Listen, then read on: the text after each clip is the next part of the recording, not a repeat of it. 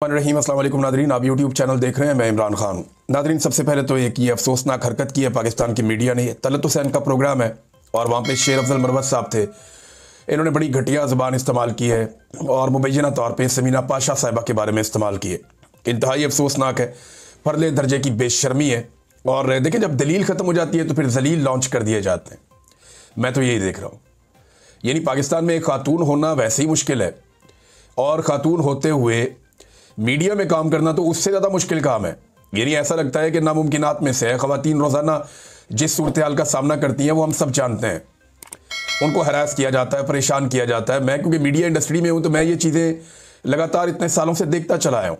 अपने तौर पे आप कोशिश कर सकते हैं, लेकिन ये इतनी बड़ी मीडिया इंडस्ट्री है और इसके अंदर इतना इस्तेहसाल किया जाता है ख़वातीन का कि आपको अंदाज़ा भी नहीं है। बाहर से सारा कुछ टिप टॉप लगता है, लेकिन इसके अंदर एक बड़ा गंद है पाकिस्तान में। लेकिन अब बदकिस्मती उससे ज़्यादा यह है कि ख़वातीन जो पहले ही बड़ी मुश्किल से काम कर रही हैं, उनमें एक खातून ने साबित किया कि वो हवा के मुखालिफ भी चल सकती है। उसने साबित किया कि वो गो विद द फ्लो नहीं होगा। यानी उन्होंने रवायत को तोड़ा। नॉर्मली ख़वातीन के खड़े हो जाने का, डट जाने का यहाँ पे कोई किसी किस्म का कॉन्सेप्ट ही नहीं है पाकिस्तान में।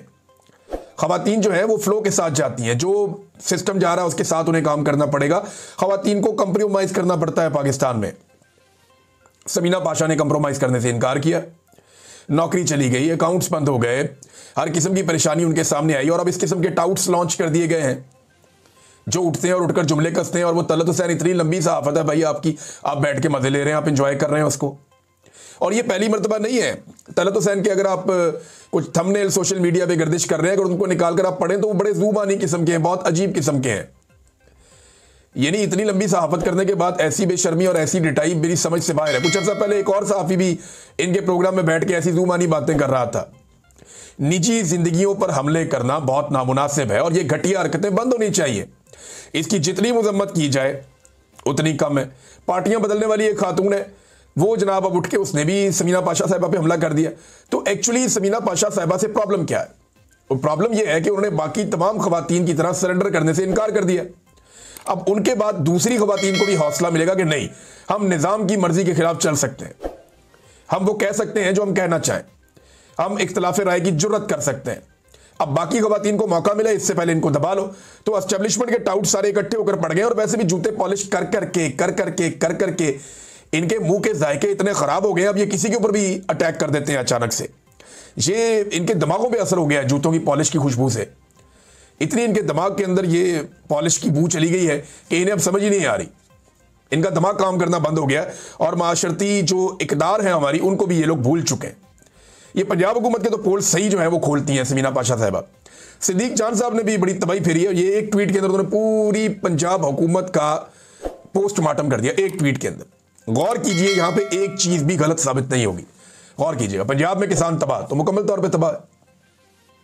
इन्होंने हर फसल में किसान को तबाह किया, हर जगह पे किसान को टीका लगाया, बर्बाद कर दिया और रही सही कसर जो है वो सैलाब में पूरी हो गई। आज किसान के पास गंदम उगाने के लिए बीज तक अवेलेबल नहीं था। पता नहीं कैसे कैसे क्या क्या फरोख्त करके, किस तरह पैसे इकट्ठे करके हमने जब ये छोटा सा एक प्रोजेक्ट किया किसानों को बीज देने वाला, तो हमें आइडिया हुआ कि इतनी ज्यादा एप्लीकेशन आ गई कि हम परेशान हो गए थे। किसान के पास बीज लगाने के लिए मौजूद नहीं है थोड़े से पैसे अपनी फसल में, अपने खेत में। ये इन्होंने पंजाब के साथ, किसान के साथ कर दिया। टेक्सटाइल तबाह कर दी इन्होंने पाकिस्तान में, खासतौर पे पंजाब में। ताजिर तबाह कर दिए, कारोबार तबाह कर दिए, सरकारी मुलाजमीन बेरोजगार कर दिए, गरीब खुवार करके रख दिया। अदालतें ख़त्म हो गई हैं, बेरोजगारी अरूज पर है, गुर्बत तारीख की बुलंद तरीन सतह के ऊपर पहुंच गई है और यह पंजाब में हो रहा है। चादर और चार दीवारी का तकद्दुस पंजाब में लगातार पामाल किया जा रहा है और ये एक मामूल बन चुका है। सियासी वर्कर्स का जीना महाल हो गया है, मजहबी अफराद के लिए अलग मुश्किलात हैं। करप्शन हर तरफ पंजाब के अंदर फैली हुई है। स्कूल, अस्पताल, इन्हें प्राइवेटाइज किया जा रहा है। यानी ये करते ये हैं कि स्कूलों को और अस्पतालों को प्राइवेटाइज करते हैं। वो जो लोग आते हैं वो उनको सजाते हैं, यानी जिन लोगों से पैसा वैसा लेके ये काम कर रहे हैं सारा, उनसे सजावट करवा लेते हैं और उसके बाद एक आधे स्कूल की वीडियो लगा के या तस्वीरें लगा के ये रोला डाल देते हैं कि जनाब हमने बड़ा काम कर दिया। ये प्राइवेटाइजेशन का सिलसिला जारी है। हेल्थ कार्ड जो है बंद कर दिया गया है। इनके ड्रामे और टिकटॉक भरपूर चल रहे हैं। अरबों रुपए के सरकारी इश्तिहारात ये देते जा रहे हैं और अब बड़ी स्पीड पकड़ ली है इन्होंने इश्तिहारात देने में। पहले तरह रफ्तार में जो कमी थी अभी एकदम तेज हो गई है, क्योंकि नवंबर का महीना है, इसमें इन्होंने मीडिया को बहुत खुश रखना है। सैलाब ज़दा इलाकों में इन्होंने गलत सर्वे करवाए हैं और एक और खबर, सीटीडी ने मावराए अदालत कत्लों का अंबार लगा दिया पंजाब में। शहबाज शरीफ ने अपने पूरे करियर में कुछ 700 बंदा मारा था, जाली पुलिस मुकाबलों में मरवाया था। 6 महीने में ये जो टिकटॉक हुकूमत है, इसने एक सीनियर सहाफ़ी है अहमद फराज साहब जो हैं वो लाहौर में जर्नलिज्म करते हैं, क्राइम रिपोर्टर हैं, जंग ग्रुप से इनका ताल्लुक है। वो ये बताते हैं कि 6 महीनों में 500 से ज़्यादा पुलिस मुकाबले हुए हैं, जिनमें 1000 से ऊपर बंदा मार दिया इन्होंने मावराए अदालत। 1000 से ऊपर बंदा मार दिया है सीसीडी ने। ये मरियम नवाज साहिबा का कारनामा है और अदालत में बंदों को पेश नहीं किया जा रहा। आप अदालत में लेकर जाएं, कानून का कोई तरीकाकार होता है, कोई इंसाफ होता है, कहते नहीं बंदा मार दो, बस जस्टिफाइड है, मारी जाओ, बंदे पड़काई जाओ। अभी ये जो कत्ल है इनमें से बहुत सारे, नहीं मैं ये नहीं कह रहा कि ये बेगुनाह लोग हैं, मैं ये कह रहा हूं कि अगर ये गुनाहगार लोग हैं इनको अदालतों के अंदर पेश करें ना, जब कानून के मुताबिक सजा होगी तो दोबारा किसी की जरूरत भी नहीं होगी। लेकिन जब आप मावराए अदालत कत्ल करेंगे तो सिर्फ बदमाशी है ना। तो एक बड़ी ताकत दूसरी ताकत को कुचल रही है, हम तो ये देख रहे हैं। तो कानून की ताकत कहां पे है? कानून तो पूछ नहीं रहा। जो यहां पे लाहौर हाई कोर्ट में चीफ जस्टिस हैं वो सवाल उठाने के लिए तैयार ही नहीं है, कोई अदालत इसके ऊपर नोटिस ही नहीं लेती। तो आलिया नीलम साहिबा को इस पे सवाल उठा देना चाहिए था, वो लॉयर रही हैं, अब वो चीफ जस्टिस बनाई गई हैं लाहौर हाई कोर्ट की। उन्हें पूछना चाहिए था कि ये मावराए अदालत क्यों कत्लेआम हो रहा है पंजाब में, पूछना चाहिए था ना, इन कत्लों के रिकॉर्ड निकालें। ये दौरे हुकूमत खत्म हो जाएगा और ये सारे कत्ल मरियम नवाज के और जो सीटीडी वाले लोग हैं ना, ये याद रख ले मेरी बात, ये इनके गले पड़ने वाले हैं। इनमें बहुत सारे ऐसे बंदे भी कत्ल कर दिए गए हैं जिनकी दुश्मनदारियां थी और वो दुश्मनियां नबेड़ते यहां तक पहुंचे थे। अब उनकी फैमिलियां पीछे बाकी हैं, वो इंतजार करेंगे।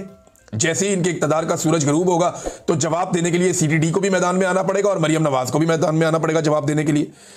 तो इस वक्त ये सूरत हाल है जनाब के कत्लों का एक अंबार लगा हुआ और ये अफसरान अब कत्ल करते करते इतने दीदा दिलेर हो गए कि इन्होंने भत्ते और तावान वसूल करना भी शुरू कर दिए हैं। इस हवाले से भी खबरें आ रही हैं। जब आप किसी को बहुत ताकत दे देते हैं ना, एब्सोल्यूट पावर, फिर उसके नतीजे निकलते हैं।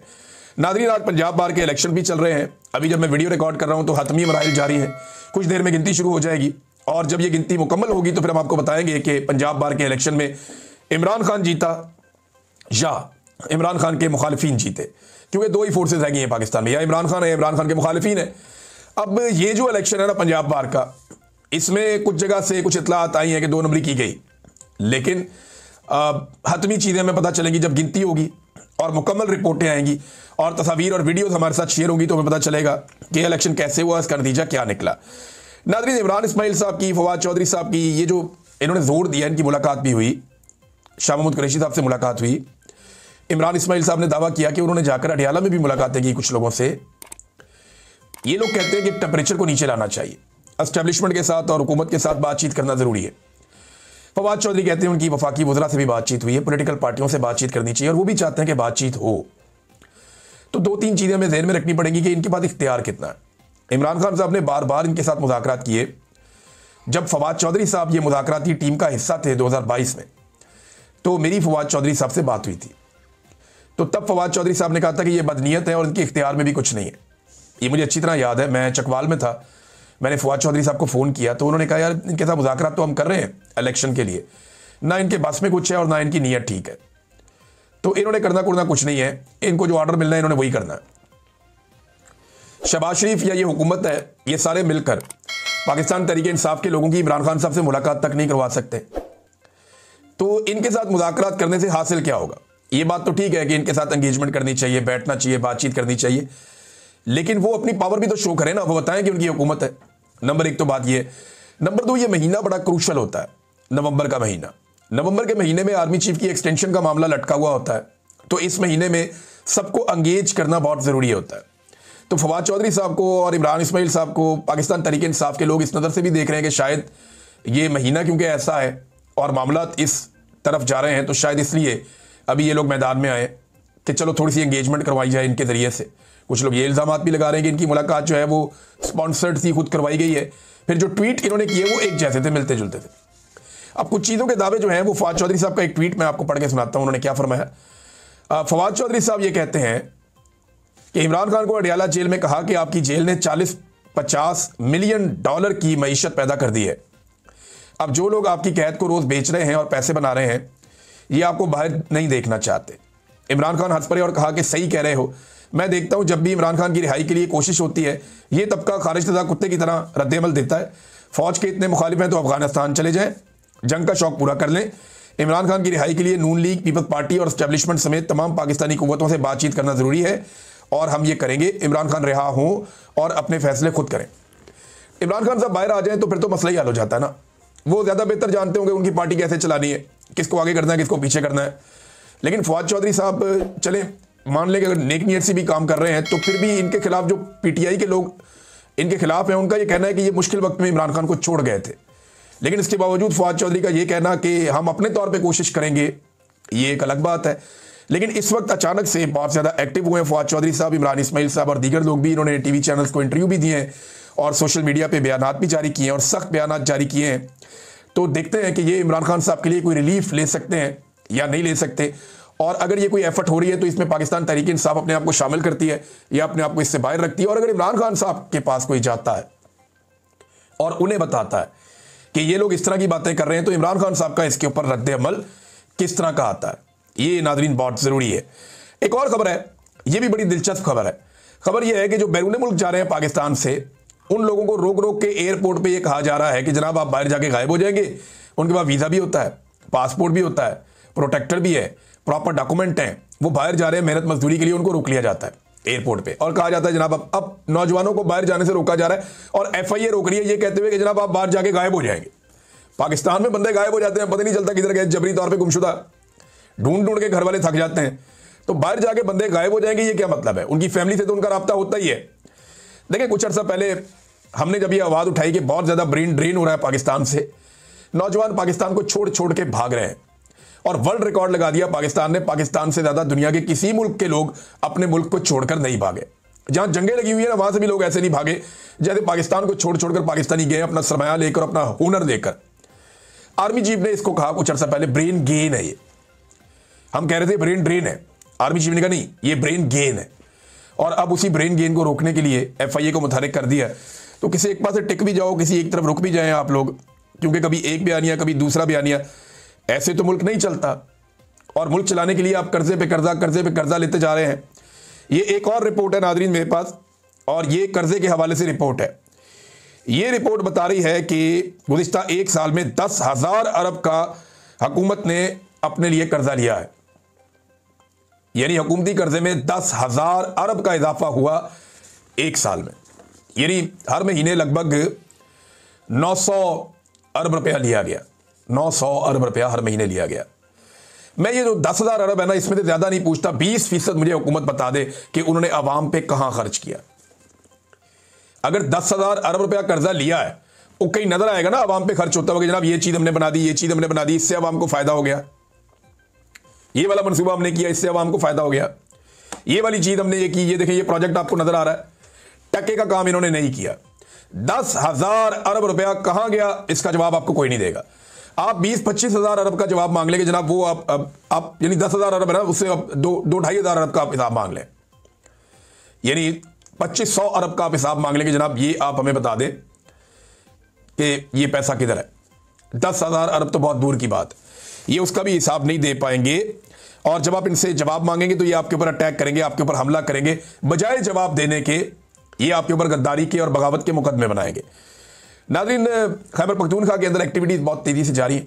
सुहेल अफरीदी ने एक तो बांध लिया सारी पॉलिटिकल पार्टीज़ को कि आओ बैठो बात करें, दहशतगर्दी के ऊपर, ऑपरेशंस के ऊपर, मादनियात के ऊपर, खैबर पख्तूनख्वा के पैसे के ऊपर और जो उसका हक मारा जा रहा है उसके ऊपर। अब जब खैबर पख्तूनख्वा की जमातें बैठेंगी तो एक मुश्तरका लायामल आएगा। एस्टेब्लिशमेंट उसको रोकने की पूरी कोशिश कर रही है, लेकिन इस बीच में ये कुछ तस्वीर मेरे पास आई। मेजर ताहिर सादिक और इमान ताहिर की मुलाकात हुई सुहेल अफरीदी साहब से। देखिए जब मेजर ताहिर सादिक कहते हैं ना, तो आपकी इनसे, आप इनके हमायती हैं या आप इनके मुखालिफ हैं, आपको एक बात माननी पड़ेगी कि ये अटक की एक बहुत मजबूत सियासी शख्सियत है। और इस्लामाबाद जब भी एहतजाज के लिए आएगा खैबर पख्तूनख्वा, तो ये अटक बहुत इंपॉर्टेंस इख्तियार कर जाता है। गंडापुर के भाई ने मुझे एक दिन ये कहा था, फैसल गंडापुर ने गालिबन, कि मेजर जो है वो एक शख्स नहीं है, वो एक ज़िला है, कि ये पूरा एक ज़िला है मेजर ताहिर सादिक, ये इतना मजबूत आदमी है। तो उन्होंने ये दावा किया था। और अब ये जब मेजर साहब गए मिलने के लिए, को 500 के करीब इनके साथ कारकुन मौजूद थे इमरान खान साहब के, और 60 के करीब चेयरमैन भी मौजूद थे। अटक जो है, जो हमेशा से बहुत अहम रहा, जब भी कभी इस्लामाबाद की तरफ मार्च शुरू हुआ खैबर पख्तूनख्वा से। अब मेजर ताहिर सादिक बिलाखिर पाकिस्तान में मौजूद हैं। ये बहुत अरसा पाकिस्तान से बाहर रहे, इन्होंने बड़ी तकालीफ देखी, ये खुद जख्मी भी हो गए, लेकिन इसके बावजूद ये इमरान खान के साथ डटे रहे। इन्होंने, इनकी फैमिली ने बहुत नुकसान करवाया। अटक से बहुत और फैमिलीज भी हैं, जिनमें एक जुल्फी बुखारी साहब है, उनकी जायदादें छीन ली, उनकी पूरी फैमिली को दरबदर कर दिया, उनकी नीलामियां कर दी, उनके ऊपर मुकदमात बना दे। वो एग्जाइल में अभी भी जिंदगी गुजार रहे हैं। इमरान खान के लिए कोशिश करते रहते हैं, कभी इस फोरम पे, कभी इस फोरम पे, कभी इस फोरम पे। तो अटक के लोगों ने इमरान खान साहब के साथ वफादारी निभाई है, ये बात जो है वो ढकी छुपी नहीं है। अब मेजर ताहिर सादिक साहब जो है वो ये इस एहतजाज में क्या रोल प्ले कर सकते हैं जो आने वाला है, इसका तायुन हो जाएगा आने वाले दिनों में, और चीज़ें आपके साथ आहिस्ता आहिस्ता सामने आना शुरू हो जाएंगी। एक नाज़रीन वीडियो वायरल हो गई है, और ये जो वीडियो वायरल हो गई है, ये इसराइल का एक वजीर है, ये उसकी वीडियो है। ये इसने खुद अपने अकाउंट